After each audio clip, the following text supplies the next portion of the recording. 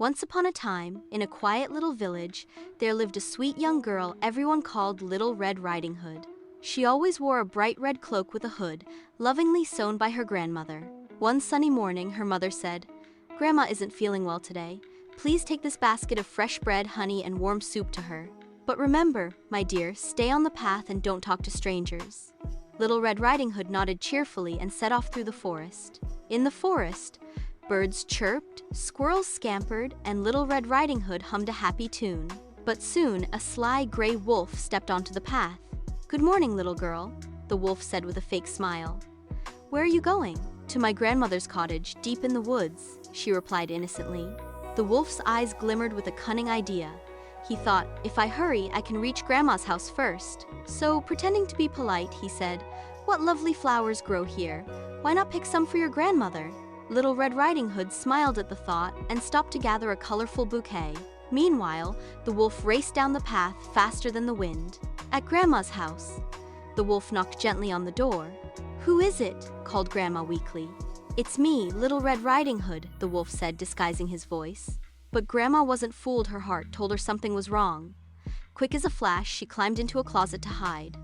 The wolf entered, finding the house empty. But he was clever. He put on Grandma's bonnet, glasses, and shawl, then tucked himself into her bed. Soon after, Little Red Riding Hood arrived, holding her basket and flowers. "Grandma, are you awake?"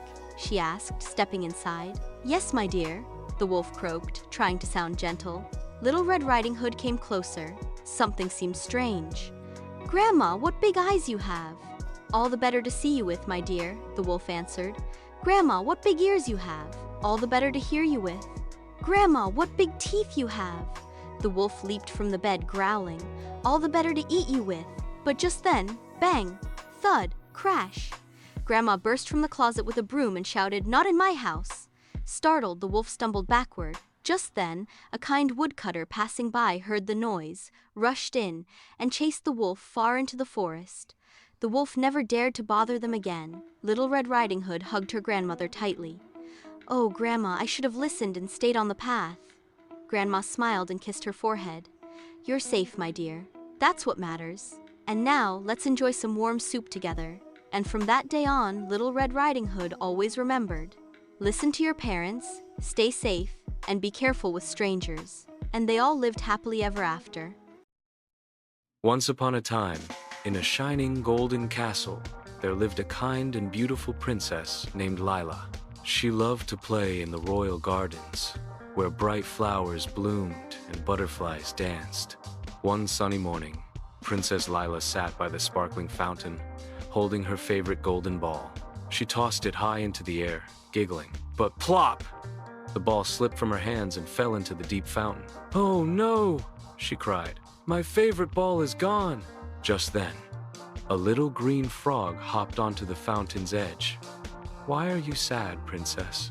he asked politely. Princess Lila gasped. "You can talk!" the frog chuckled. "Yes, I can. And I can help you too. If I fetch your golden ball, will you promise to be my friend? Let me sit with you, eat with you, and share your company?" Princess Lila didn't really want a frog as a friend, but she was desperate.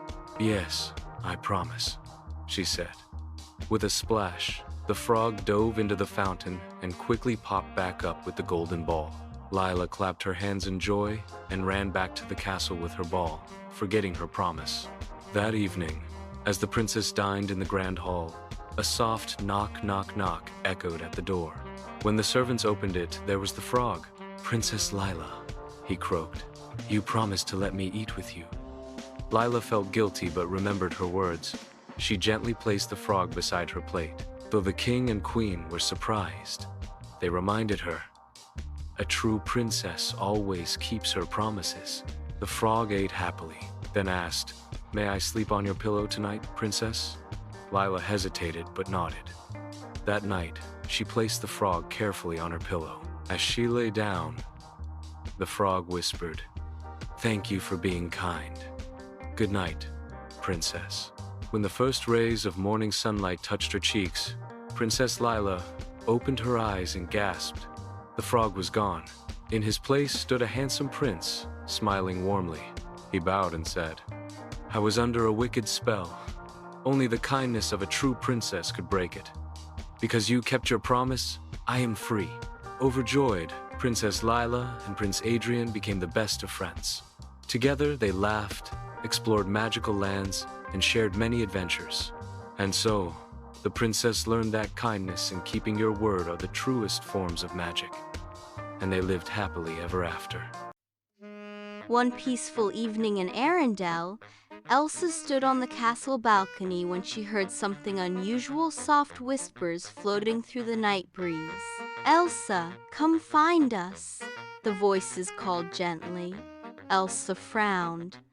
That wasn't the wind. Anna, munching on chocolate nearby, tilted her head. "Whispers? In the wind? Sounds like an adventure to me." Olaf popped up, excited as ever. "Oh, maybe it's the chocolate fairies calling you. Can I come too?" The next morning, the sisters set out, following the mysterious whispers into the enchanted forest. The deeper they went, the stranger things became. Trees that glowed with moonlight, flowers that hummed like lullabies, and streams that sparkled like stars. Suddenly, a silvery wolf appeared, but instead of growling, it bowed its head. "Queen Elsa, Princess Anna, the Forest of Dreams needs your help." The wolf explained that the forest magic was fading because the dream crystal, a gem that kept imagination alive, had been stolen. Without it, children everywhere would stop dreaming at night. Anna gasped. "No dreams? No bedtime adventures? That's terrible." Elsa placed a hand on her sister's shoulder. "Then we'll bring it back." The wolf guided them to the Cave of Echoes, where they faced 3 magical trials. The Bridge of Vanishing Light. Each step they took made the bridge disappear. Anna bravely held Elsa's hand and said, "Trust me."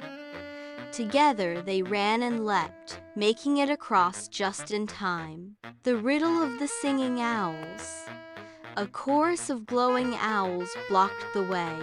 They asked, "What is stronger than fear, but gentle as snow?" Anna thought hard, then smiled. "Love." The owls hooted happily and let them pass. The shadow of doubt. A giant shadow rose, whispering, "You are not strong enough." Elsa took a deep breath, remembering Anna's courage. With a wave of her icy magic, she formed a shield of snowflakes. "We are strong together." At the heart of the cave, they found the dream crystal, glowing faintly in the claws of a sleepy shadow dragon. Instead of fighting, Anna softly sang a lullaby, calming the dragon. Gently, Elsa froze the shadows away, and the dragon returned to being a harmless little lizard. When they placed the crystal back in the forest, the trees lit up like fireworks, and sparkling dreams floated back into the sky. That night, as they returned to Arendelle, Olaf yawned. "I think I'm already dreaming," and fell asleep standing up. Anna giggled. "Another adventure saved, thanks to us." Elsa smiled warmly. "And thanks to love."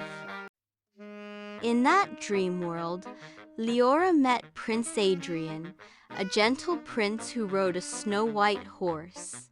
He bowed and said, "I have been searching for the chosen one, the girl who can become the fairy of dreams. You are the one." He explained that people across the lands had lost hope. Children forgot to smile. Old men feared the future, and dreamers had stopped believing. Only someone pure of heart could bring their dreams back. But before she could become a fairy, Leora had to pass 3 trials in the dream world. The trial of kindness. She found a crying child who had lost his toy. Instead of searching for her own way, She spent her time comforting him, proving her gentle heart. The trial of courage. A dark shadow appeared in the orchard, whispering fears into her ears. But she stood tall and said, "Dreams are stronger than fear." The shadow disappeared. The trial of hope. She saw her old parents looking tired and worried. She hugged them and whispered, "One day I will bring you peace." The trial vanished, leaving only starlight. At the end of the trials, the prince touched her hand and said, "Leora, you are ready." A swirl of glowing apple blossoms surrounded her. Her simple dress turned into a shimmering gown made of stardust, and silver wings blossomed from her back. A sparkling wand appeared, shaped like an apple flower. She had become the Fairy of Dreams. From that night on, Leora visited people in their sleep. She brought sweet dreams to children, courage to the weak, and hope to the sad. To her parents, she gave dreams of peace and rest. To Prince Adrian, she gave dreams of wisdom to rule kindly. To her village, she gave dreams of joy and unity. Wherever she flew, dreams blossomed like flowers in the night. The people of the kingdom began calling her the Fairy of Dreams, who fulfilled heart's deepest wishes. Leora realized her dream was not just for herself, but for everyone. And every morning, when the sun rose over the apple garden, her parents would find blossoms glowing on the trees, a sign that their daughter, the Fairy of Dreams, had been there, watching over them. And so, Leora lived forever as the fairy who brought hope, courage, and dreams to the world. Long ago, beyond the Silver Mountains, there was a hidden kingdom called Lunaria. It was a place of wonder, where glowing flowers lit the night, rivers sang with music, and fairies danced in the skies. Ubid, in this kingdom lived a kind princess named Seraphina. She was unlike any other princess because she carried a gift: the ability to speak with fairies. Her best friend was Lyra, the crystal fairy, who sparkled like a star and carried magic dust that could heal anything. But one day, a dark sorcerer named Malvorn stole the Crystal of Light, the heart of Lunaria. Without it, the kingdom began to fade, the glowing flowers wilted, the music of the rivers went silent, and the fairies lost their power. Princess Seraphina, with her courage, set out on a quest to restore her land. Along the way, she met Prince Kale, a brave adventurer who could command the winds with his sword. Dot. He joined her, promising to help bring back the light. Together, they faced enchanted forests full of whispering trees, crossed bridges guarded by trolls, and solved riddles given by talking owls. Each step tested their kindness and bravery.